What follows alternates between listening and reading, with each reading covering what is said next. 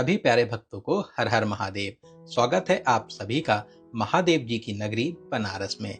दोस्तों, आज के इस खास वीडियो में मैं आपको बनारस में दर्शन और यात्रा की संपूर्ण जानकारी बताऊंगा।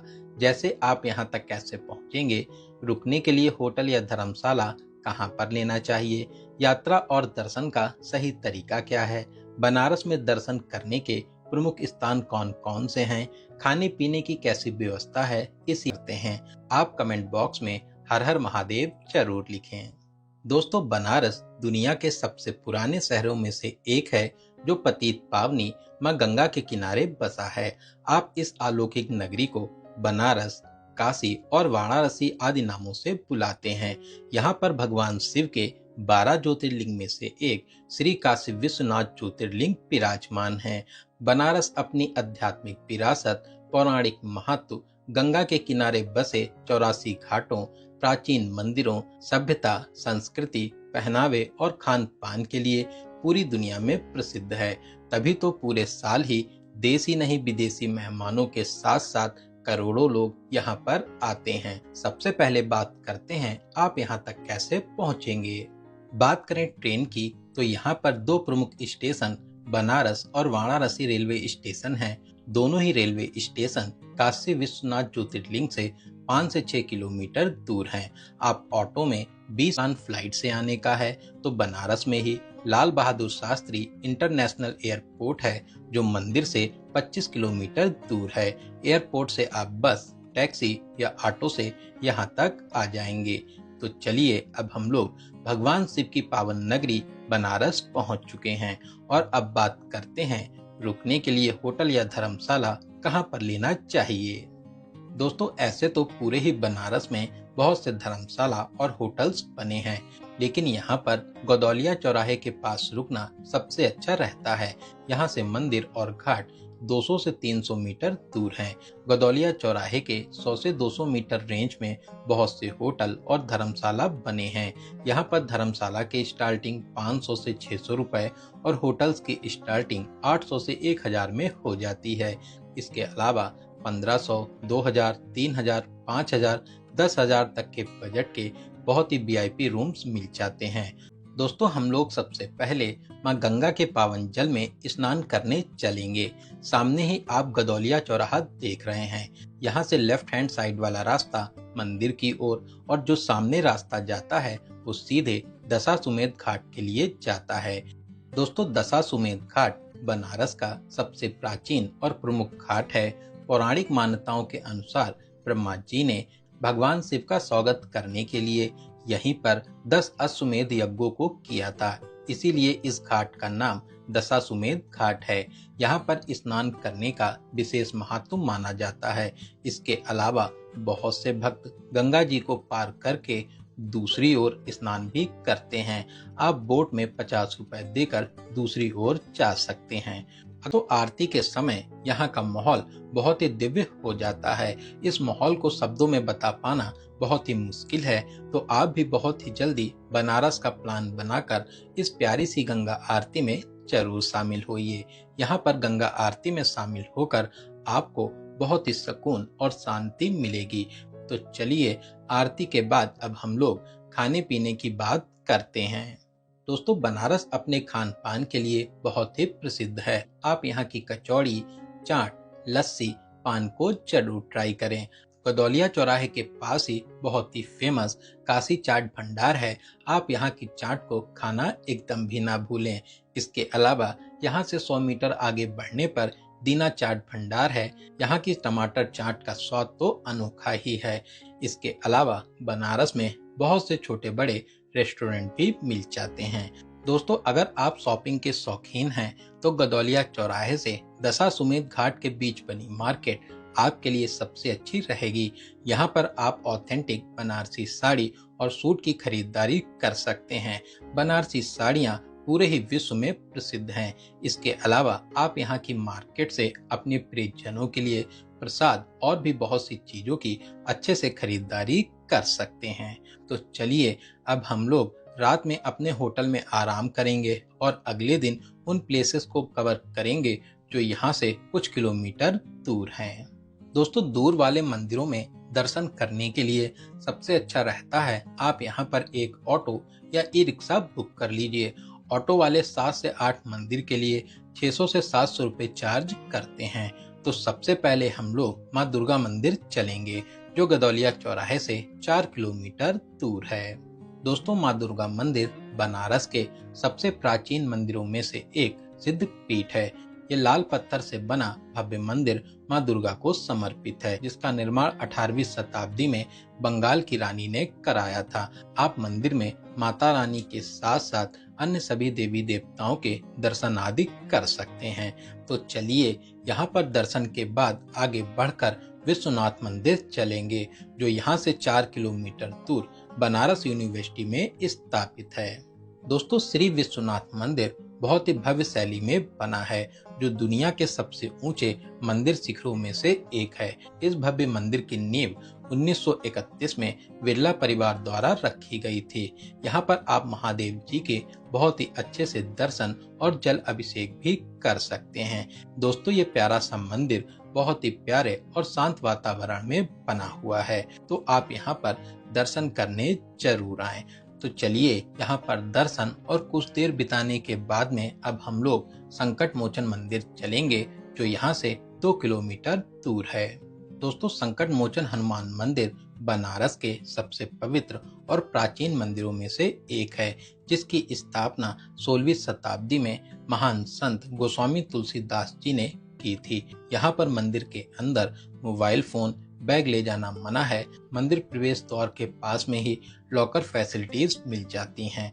दोस्तों, इस मंदिर में आपको सच में बहुत ही शांति और सुकून का अनुभव होगा।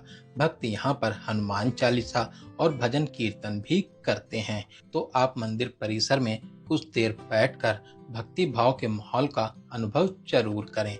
तो चलिए यहाँ पर दर्शन करने के बाद आगे बढ़ते हुए अब हम लोग मणि मंदिर पर आ जाएंगे।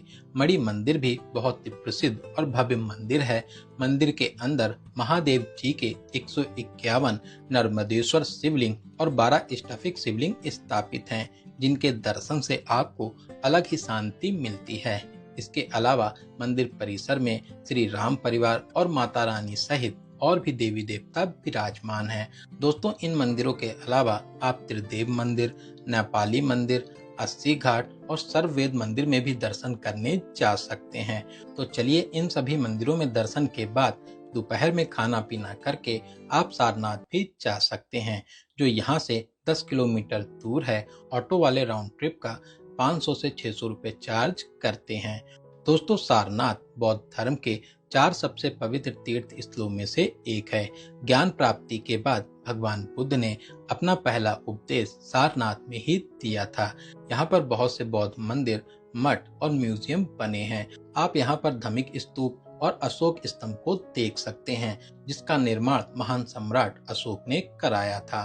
तो चलिए सारनाथ में 3 से 4 घंटे घूमने के बाद में वापसी करते हुए नमो घाट चलेंगे। तो श्री काशी विश्वनाथ मंदिर में प्रवेश करने के 4 प्रमुख द्वार हैं। आप दशाश्वमेध घाट से दूसरे घाटों को पार करके ललिता घाट पर बने कॉरिडोर पर आकर गेट नंबर 1 से प्रवेश कर सकते हैं। इसके अलावा विश्वनाथ गली या गदौलिया चौराहे से काल भैरव मंदिर वाले रास्ते पर मां अन्नपूर्णा गली और सबसे अच्छा यहीं पर गेट नंबर 4 से प्रवेश करना रहता है। गेट नंबर 4 पर भीड़ सबसे कम होती है।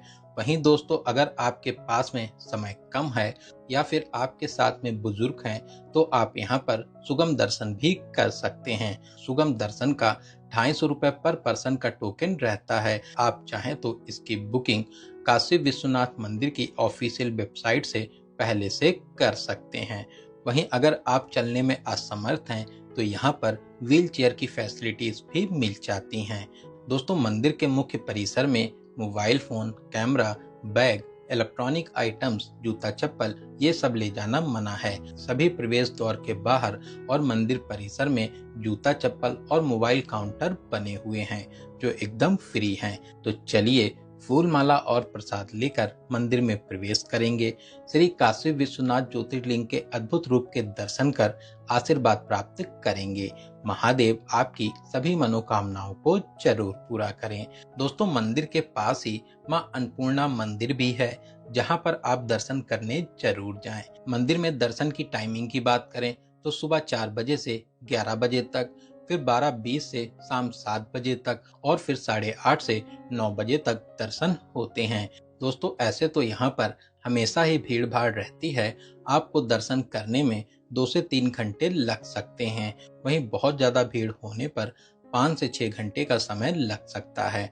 अगर आप सावन में आने का प्लान बना रहे हैं तो उस टाइम आपको यहाँ पर बहुत ज्यादा भीड़ मिलेगी। सावन के नॉर्मल दिनों में दर्शन करने में 6 से 7 घंटे और सोमवार को 10 से 12 घंटे भी लग सकते हैं। साथ ही सावन में वीआईपी दर्शन भी बंद हो जाते हैं। तो चलिए, श्री काशी विश्वनाथ जी में दर्शन करने के बाद अब बात करते हैं आप यहाँ पर और कहाँ-कहाँ दर्शन और घूमने जा सकते हैं।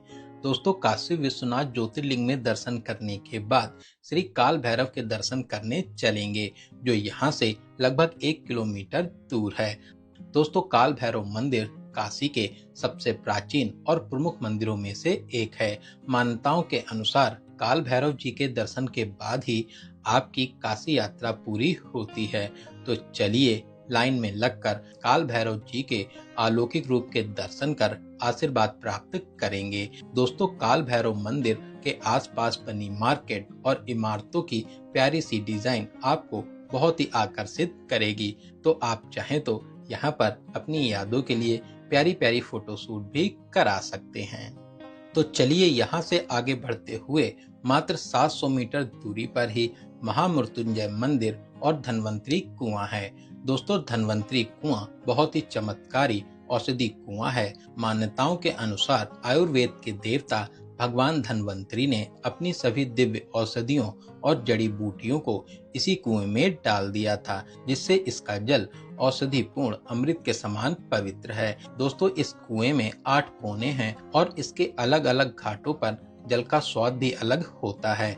भक्त इस जल को पीते हैं, साथ ही अपने साथ घर भी ले जाते हैं। यहीं पास में ही महामृत्युंजय महादेव मंदिर है। आप यहाँ पर महादेव जी के बहुत ही अच्छे से दर्शन आदि कर सकते हैं। तो चलिए, यहाँ पर दर्शन करने के बाद अब हम लोग फिर से वापसी करके दशाश्वमेध घाट पर आ जाएंगे और अब हम लोग माँ गंगा में नौका विहार करेंगे। यहाँ पर माँ गंगा में नौका विहार का अनुभव बहुत ही खास रहता है। यहाँ पर शेयरिंग बोट वाले 100 रुपए पर पर्सन और प्राइवेट बोट वाले 800 से 1000 रुपए चार्ज करते हैं। दोस्तों, ऐसे तो बनारस में कुल 84 घाट हैं। सभी 84 घाटों का अपना ऐतिहासिक और पौराणिक महत्व है, लेकिन शेयरिंग बोट वाले आपको हरिश्चंद्र घाट से मणिकर्णिका घाट तक ही घुमाते हैं। दोस्तों, बनारस में इन सभी घाटों में से मणिकर्णिका घाट का बहुत ही विशेष महत्व माना जाता है। ये एक शमशान घाट है। यहाँ पर 24 घंटे अंतिम संस्कार होते हैं। मान्यताओं के अनुसार यहाँ पर अंतिम संस्कार करने से आत्मा को जन्म मरण के चक्र से मुक्ति मिल मोक्ष की प्राप्ति होती है। तो चलिए, नाव से इन सभी घाटों के अच्छे से दर्शन और गंगा जी में खुशनुमा पलों को बिताकर अब हम लोग विशालाक्षी मंदिर चलेंगे, जिसका रास्ता दशाश्वमेध और ललिता घाट के बीच बने मीर घाट से जाता है। दोस्तों, विशालाक्षी मंदिर माता सती के 51 शक्ति पीठों में से एक है। यहाँ पर माता सती का कान का कुंडल गिरा था। यहाँ पर दर्शन करने के बहुत ही विशेष महत्व माने जाते हैं। तो आप भी यहाँ पर दर्शन करने जरूर आएं। दोस्तों, बनारस में घाटों का बहुत ही महत्व है। लोग यहाँ पर घंटों बैठकर ध्यान आदि भी करते हैं। तो आप यहाँ पर भी जरूर बैठें। इसके अलावा आपने भगवान शिव को हाथ पकड़े हुई पेंटिंग बहुत सी रील्स में देखा होगा। तो आप यहाँ पर अपनी यादों के लिए प्यारी प्यारी फोटोशूट जरूर कराएं। तो दोस्तों, शाम को अब हम लोग यहाँ की गंगा आरती में शामिल होंगे। यहाँ पर ललिता घाट और दशाश्वमेध घाट पर भव्य गंगा आरती का आयोजन होता है। आप चाहे तो घाट पर बैठकर या फिर नाव में बैठकर दिल खुश कर देंगे। बनारस में नमो घाट बच्चे, बड़े या फिर बूढ़े हों, सभी की पहली पसंद रहता है। तो आप भी यहाँ पर आकर बहुत ही अच्छे से मस्ती कर सकते हैं। तो दोस्तों, इन सभी प्रमुख स्थानों पर दर्शन और घूमने के बाद में आप शाम को या फिर अगले दिन अपने घर के लिए वापसी कर सकते हैं। बात करें बजट की, अगर आप यहाँ पर सुबह आकर शाम को वापसी कर लेते हैं और 2 से 3 लोग हैं, तो 2500 से 3000 प्लस ट्रेन टिकट के बजट में बहुत ही आराम से इस अलौकिक यात्रा को पूरा कर लेंगे। वहीं अगर आप बनारस में 2 डेज और 1 नाइट का प्लान बनाते हैं और 2 से 3 लोग हैं, तो 5000 से 6000 प्लस ट्रेन टिकट के बजट में इस अलौकिक यात्रा को पूरा कर लेंगे। तो दोस्तों, यहाँ पर मैंने आपको बनारस यात्रा से जुड़ी हर एक छोटी बड़ी जानकारी को बहुत ही अच्छे और सही से देने की पूरी कोशिश की है। अगर यात्रा से जुड़े आपके कोई भी सवाल या सुझाव हों तो कमेंट के माध्यम से बता सकते हैं। तो चलिए अब मिलते हैं किसी ऐसे ही इंफॉर्मेटिव वीडियोस में। तब तक आप अपना और अपने परिवार का बहुत ज़्यादा ख्याल रखें। आपकी यात्रा सफल, सुगम और मंगलमय हो। जय हिंद, जय भारत, हर हर महादेव।